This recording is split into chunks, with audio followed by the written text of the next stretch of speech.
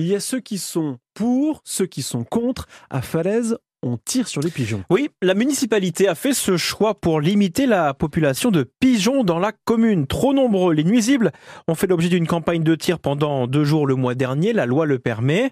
Mais depuis, une pétition a été lancée sur Internet et les signataires demandent la fin de cette méthode de régulation. À Falaise, Julien Prouvoyeur. À l'origine de cette pétition, Isabelle, une habitante de Falaise, un jour, elle est tombée sur une photo partagée sur les réseaux sociaux. On voyait une dizaine, voire une vingtaine de pigeons morts sur les toits d'une habitante privée, en fin de compte, dans le centre-ville. Et on a appris effectivement que c'était la ville de Falaise qui avait organisé donc une campagne. On ne sait pas s'ils ont été tués sur le coup, si effectivement ils ont pu être blessés. L'association de protection des animaux Paz se saisit de cette pétition et contacte la mairie de Falaise.